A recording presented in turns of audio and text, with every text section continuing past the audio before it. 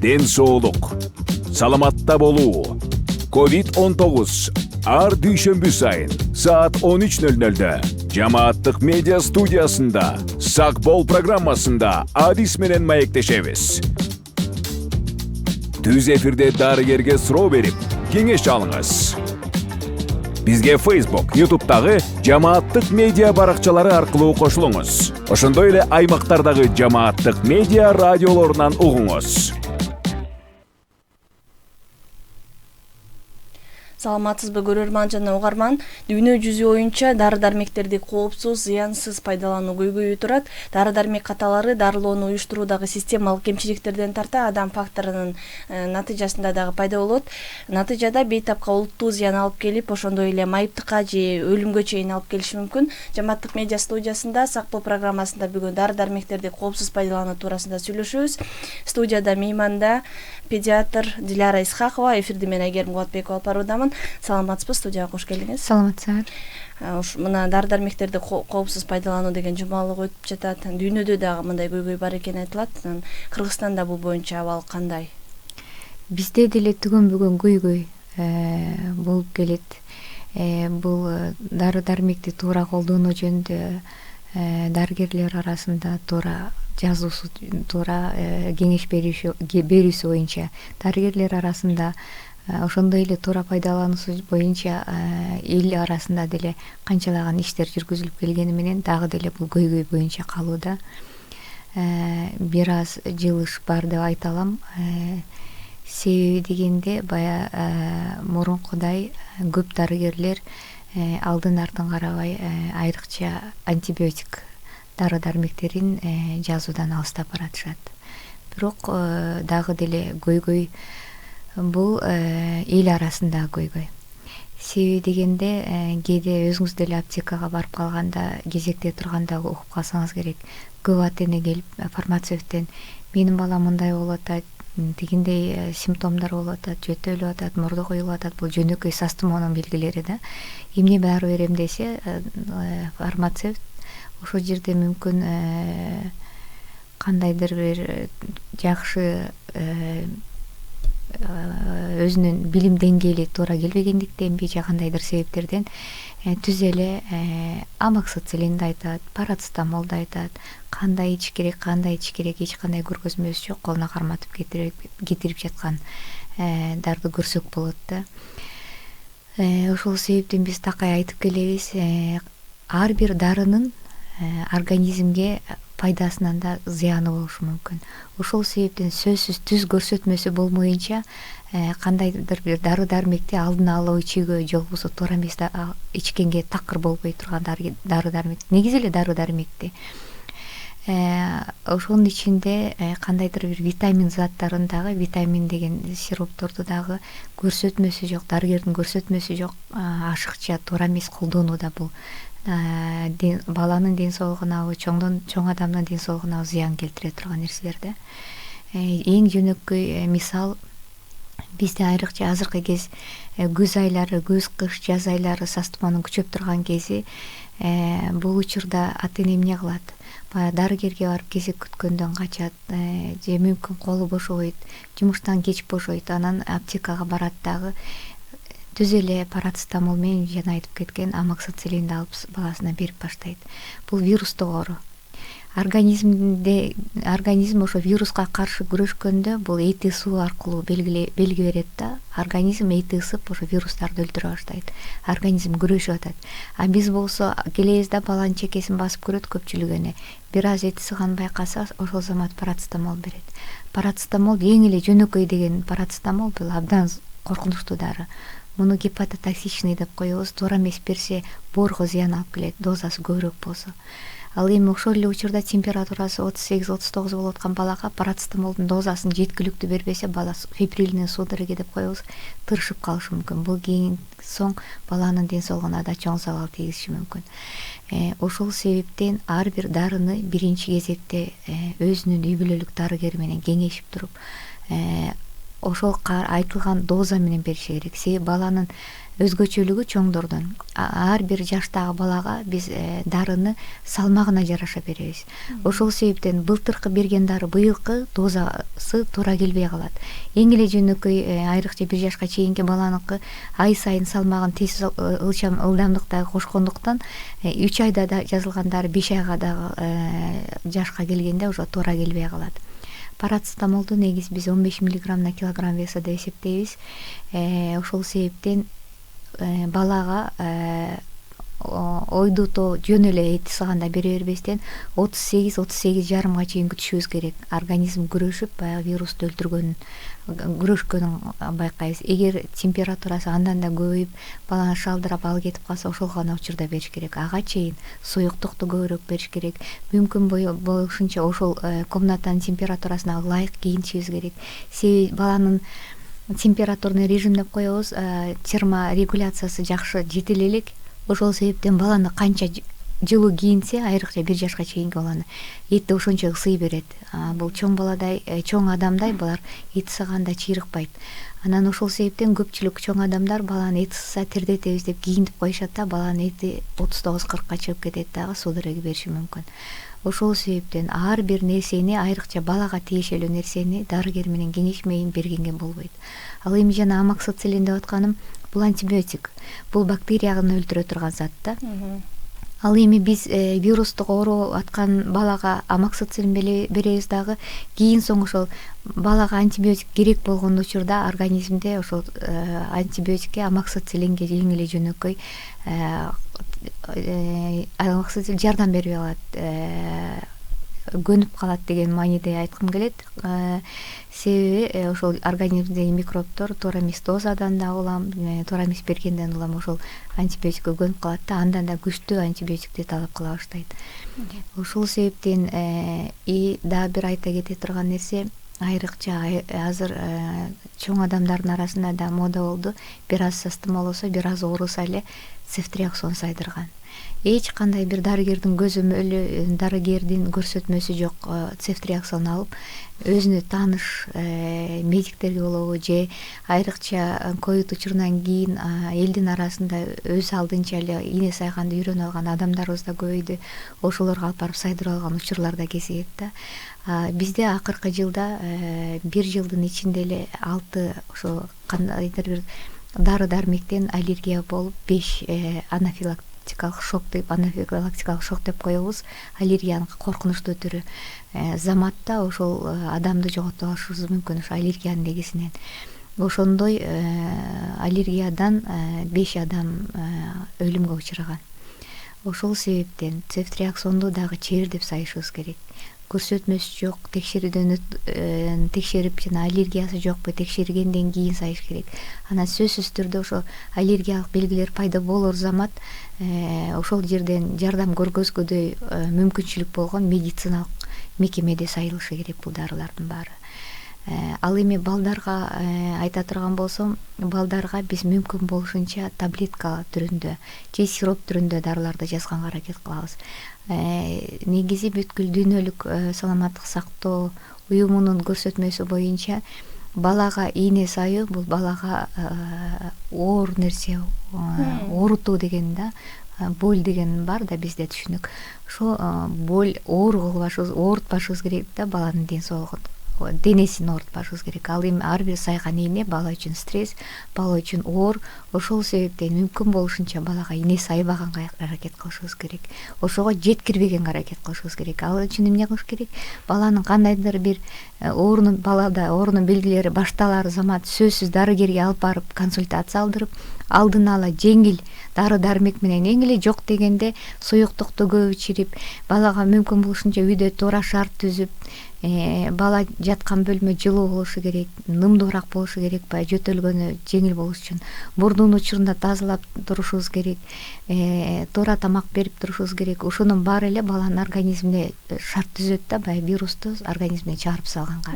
Эң эле жөнөкөй нерсе бул карагаттын вареньясы чоңураак балдарга. Карагатта витамин С көбүрөөк.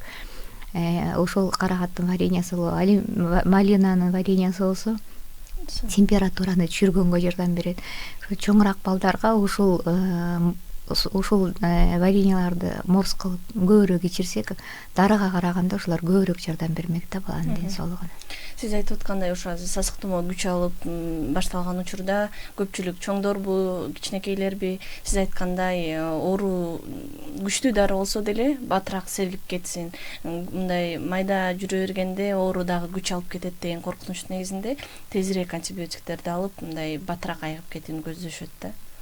Ошол эң туура эмес түшүнүк болуп атат да. Себеби дегенде вирустук ооруга канча күчтүү антибиотик сайбасын, ал вирус ага баш ийбейт. Себеби деген антибиотик деген бул бактерияга каршы, башка микробторго каршы, микробдун түрлөрү көп. Ал эми вируска каршы бир гана зат бар, бул суюктукту көбүрөөк ичип организмге мүмкүнчүлүк түзүү деген. Вирус, сас тумоонун вирусуна каршы эч кандай азырынча дары ойлоп табылган эмес. Жанагы көпчүлүк дарыгерлер жазып калат, негизи айрыкча жеке менчик медициналык клиникаларда иммунитетти көтөрө турган дарылар деп. Булардын баары медициналык жактан такталбаган дарылар. Ошол себептен бул дарылар клиникалык протоколдорго кирген эмес дарылар, такталбагандыгына байланыштуу. Бул вирустук оорулардын айрыкча грипптин алдын алууну жалгыз эле бир көрсөтмөсү бул мүмкүн болушунча көз айларында, октябрь айларында гриппке каршы вакцина алыш керек. Гриппке каршы вакцина ушул грипптин алдын алат. Эгер жугуп калса, жеңилирээк өткөргөнгө шарт түзүп берет, өбөлгө түзөт. Азыркы учурда как раз азыр гриппке каршы эмдөө жүргүзүп аткан кезибиз, бардык шаардагы үй бүлөлүк дарыгерлер борборунда ушу гриппке каршы вакцина бар азыр. Биз бул дары-дармектерди коопсуз пайдалануудагы өзү бейтаптардын жоопкерчилиги жөнүндө сүйлөштүк окшойт, бирок ошол эле учурда дарыларды коопсуз жеткирүү, аларды сактоо, сатуу деген дагы маселелер турат да. Сиз айткандай дарыканаларда сатылса, бул кичине эмес, негизи эле коопсузураак, а бирок базарларда сатылат, бизде көп учурда башка жерлерде сатылат. Ал жердеги дарылардын дагы мөөнөттөрү кантип сакталып атат деген да көйгөйлөр болсо керек. Сөзсүз түрдө, себеби дегенде эң эле жок дегенде таблетканын дагы өзүнүн сактоого мыйзамы бар да. Сактоо кандайдыр бир белгилүү температурада сакталыш керек, көлөкө жайда сакталыш керек, нымдуулугу азыраак жайда сакталыш керек. Антпесе дары өзүнүн пайдасын эле жоготпостон такыр башка түргө да өтүп кетиши мүмкүн. Мен жана айтып кеткен жана анафилактикалык шок деп айтып кетпедимби? 5 өлүмгө учураган учур бар экен деп. Ошонун 2 жолкусунда Ош базарынан сатып алган цефтриаксон дарылар экен. Ошон үчүн айрыкча базардан баалары мүмкүн бир аз арзандыр. Бирок коопсуздук үчүн мүмкүн болушунча дарыканадан алган жакшы. Себеби дарыкана баары бир көзөмөлдө турат. Ал жакта текшерүүдөн өтүп, жанагы ар бир дары өзүнө ылайык жайларда сакталат, бөлүп сакталат. Кээ бири холодильникте сактала турган, муздаткычта сактала турган дарылар бар. Кээ бир дары сейфте сактала турган дарылар бар. Ал эми базарда болсо тизип коюп жана күндүн алдында сакталып турганы бул такыр туура эмес да. Такыр эрежеге туура келбеген нерселер. Ошо правоохранительный орган деп коебуз, ошол адамдар дайым каршы болуп ошол жакты кетирип тазалап, анан эмнегедир дагы деле күчү жетпей келгени билбейт экенмин, ошого жооп бере албайм. Бирок бул абдан туура эмес нерсе да. Биз ушул көйгөйдү такай козгоп келебиз. Ушундай көчөдө туура эмес жерде саткан дарыларды токтотуш керек. Себеби дегенде кээ бир адамдар ошо арзанына карап мүмкүн өтүп баратып алып кетеби, же кандай жеңилине карап алып кетеби. Бизде Кыргызстанда башка мамлекеттерге караганда аптекалар абдан көп, билесиздер.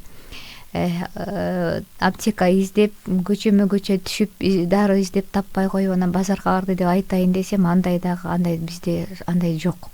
Мисалы үчүн көбүнчө Ош базарынын тегерегинде сатылат бул дарылар. Ал эми Ош базарынын тегерегинде бир мен билгене бир 10дон ашык аптека бар түрү менен. Эми ошо дары-дармектерди ичүү, туура ичүү тууралуу сүйлөшсөк, кандай эрежелер бар? ар бир дарынын өзүнүн ичүү тартыбы бар. Кээ бир дарыны тамакка чейин ич керек, кээ бир дарыны тамак учурунда ич керек, кээ бир дарыны тамактан 2 саат өткөндөн кийин ич керек. Ошого жараша дары өзүнүн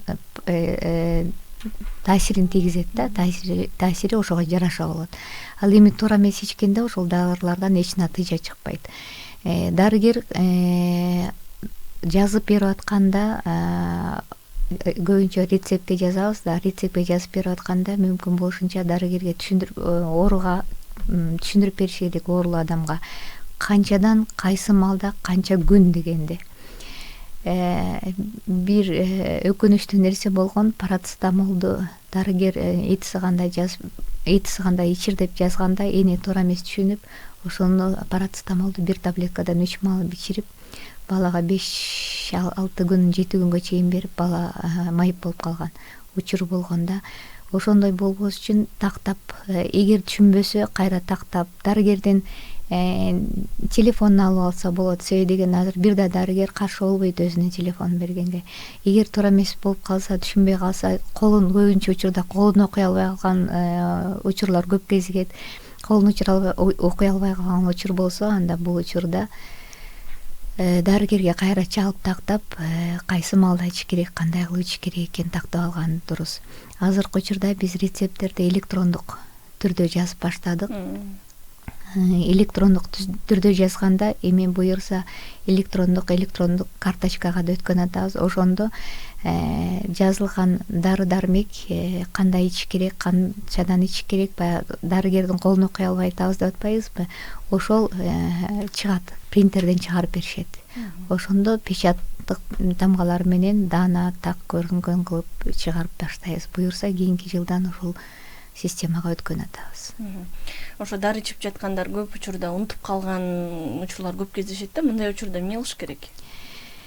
Ар бир дарынын айрыкча антибиотиктин өзүнүн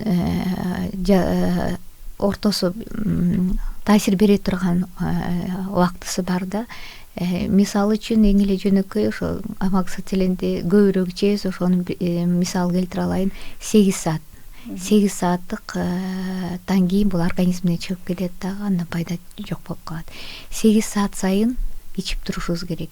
Эгерде туура эмес ичсе, андан кийин бул дарынын пайдалуулугу дагы ылдыйлайт, дагы начарлайт. Себеби дегенде организмге антибиотик барат, ал микробду өлтүрүп баштаганда кайра экинчи ылдыйлап организмден чыгып кеткенде экинчи дозасы барышы керек эле да. Ал барбай калса, микробдор кайра көбөйөт дагы, андан кийин ал антибиотикке баш бербей калат. Ошол себептен айтылган мөөнөттө, айтылган учурда дары ичкенге аракет кылыш керек. Эгер чындап айыгам деген адам, анда туура ичкенге аракет кылыш керек. Анан биз жана 5 күнгө, 7 күнгө деп сөзсүз жазабыз. Ошол мезгилди дагы кармаганга аракет кылыш керек. 2 күн ичип, 1 күн ичип жакшы болуп калдым деп ичпей койгондон кийин кайра ошол оору кайталанып кайра келе турган болсо, кийин ошол дары кайра жардам бербей калат. Мындай дарынын таасирин кантип көзөмөлдөп турса болот? Биз демейде дарыгер рецепт жазганда 2 күндөн кийин, 3 күндөн кийин кел деп айтат. Айрыкча жана корч менен өтүүчү вирустук инфекцияга же өнөкөттүү оорулар козголгон маалда жазганда кайра кел деп айтат. Жок дегенде ошол дарылоо мөөнөтү бүткөндөн кийин дарыгерге кайра сөзсүз түрдө барыш керек. Сөзсүз билинет, адамдын өзүнө да билинет. 1 күн, 2 күн ичкенден кийин эгер ошол адамга дары таасир бербесе, демек ал дарыга туруктуулугу бар. Ошо микробдордун мындай учурда дарыгер кайра башка антибиотикке же кайра башка дарыга өткөрүп алмаштырып берет дарысын. Негизи дары ичкенден кийин мындай терс таасирлери болуш керекпи? Кандай таасирлер? Сөзсүз түрдө бул химиялык заттар да. Бул химиялык заттар, химиялык толук түрдө химиялык зат ар кандай болушу мүмкүн. Мисалы үчүн кээ бир дары эмне үчүн тамак менен чогуу ичишин деп айтабыз. Ашказанда жарасы бар адамдар болсо, ошону козгошу мүмкүн. Кээ бир дарыны эгерде боору ооруса бергенге болбойт деп айтабыз. Себеби боору оорусун козгошу мүмкүн. Негизи бардык дарынын туура эмес терс көрүнүштөрү бар. Бизде терс кыйыр көрүнүштөрү боюнча дагы министерствонун алдында комиссия иштейт. Ошо департамент лекарственного обеспечения деген бизде департамент бар.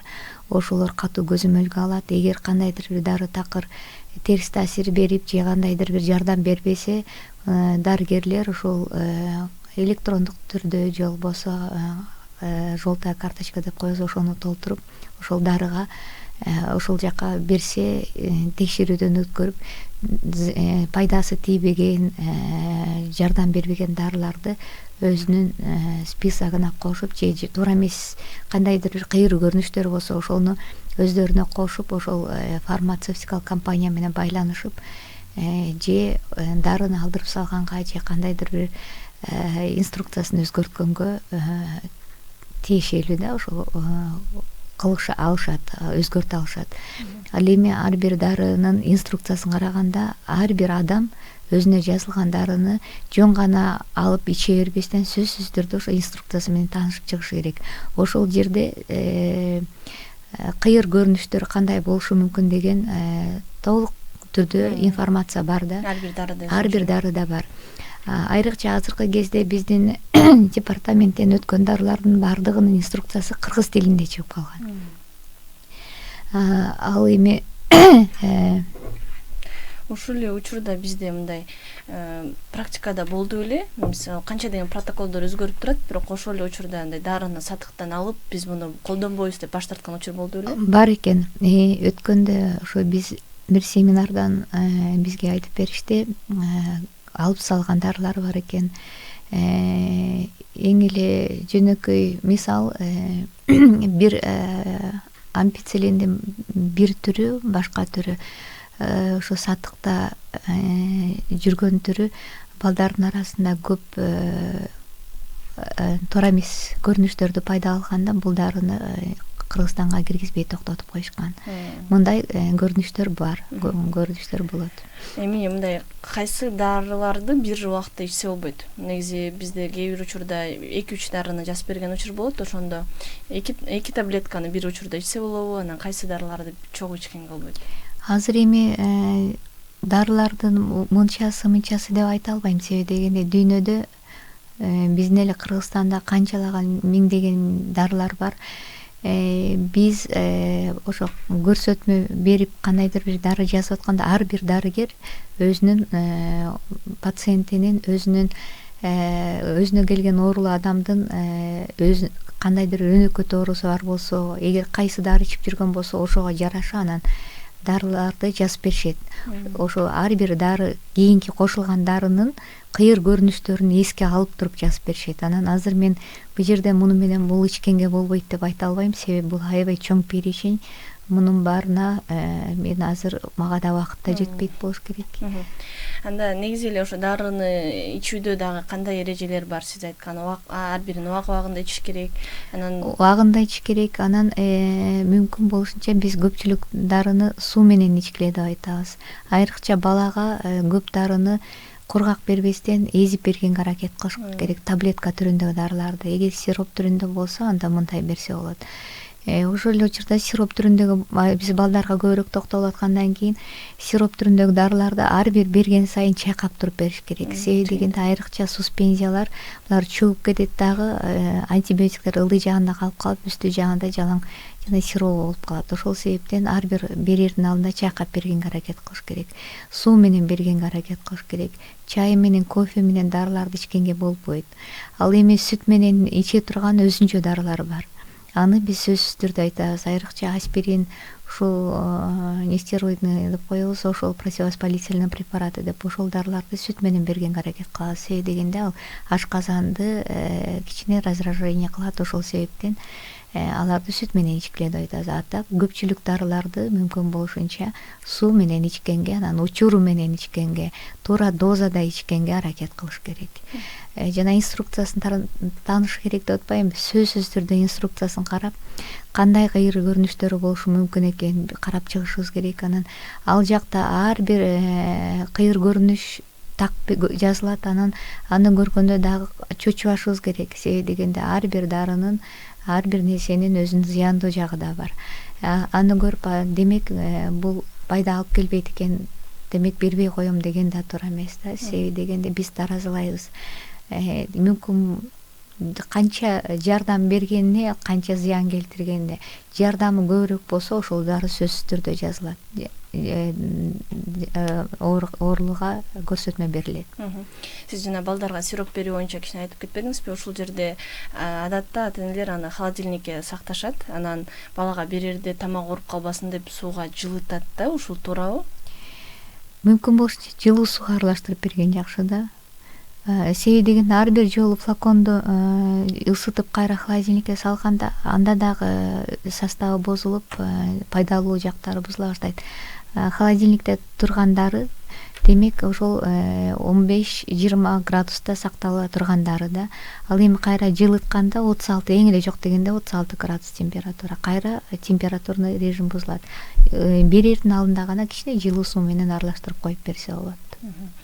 Негизи дары-дармектер кайсы органдар жабыркатат? Биз көп учурда боорду жабыркатат деп билебиз. Андан сырткары себеби дегенде биз ооз аркылуу ичкен дарылардын баардыгы тең. Негизи эле дарылар боор аркылуу, анан бөйрөк аркылуу тазаланып чыгат. Булар толук бойдо организмде калып калбайт да. Булардын период выведения деп коебуз. Организмден чыгып кетүү убактысы бар да. Ошол дарылар көбүнчө боор аркылуу чыгып кетет, анан бөйрөк аркылуу чыгып кетет. Туура айтасыз, ошол себептен боор кичине кыйналышы мүмкүн. Көбүрөөк, айрыкча көп убакыт таблетка ичсе, айрыкча туберкулездун дарыларын ичсе, кичине боорду жабыркатат. Ошол себептен ар бир жолкуда дары ичип аткан адамды эгер көп айлап ичип аткан адам болсо, биз 1 айдан кийин боорунун анализин текшерип турабыз. Эгерде кандайдыр бир өзгөрүү байкалса, анда боорго дары кошуп жазып беребиз. Ошо боордун функциясын жакшыртуу максатында. Мындай бир курс леченияларды кылгандан кийин боор жабыркап калды деп аны кайра аракет кылганга деле керек жок. 5-7 күн, 10 күнгө чейинки антибиотиктер демейде андай оор залакат алып келбейт. Анан көбүнчө биз дисбактериоз деп да коебуз. Негизи көп мамлекеттерде бул диагноз коюлбайт экен, бирок биз дагы деле ошо дисбактериоз диагнозун коюп келебиз. Бул антибиотик ичкендеги балдардын арасында ичи өтүп баштагандыгы. Бул жана антибиотик ичиге киргенде ошо функциясын ичинде флораны деп коебуз, флорасын бузат. Ошол себептен баланын ичи бир аз өтүшү мүмкүн. Бул жана инструкциясында кыйыр көрүнүштөрдүн бири да болушу мүмкүн. Демейде бул антибиотикти токтотуп койгондон бул өзү эле токтоп калат. Бул өтүп кете турган көрүнүштөр, мындан деле абдан коркуп кереги жок. Эгерде аябай көбүрөөк өтө баштаса, анда кандайдыр биологиялык заттарды кошо ичип койсо болот. Чоң рахмат сизге, бизге бөлүнгөн убакыт соңуна чыкты.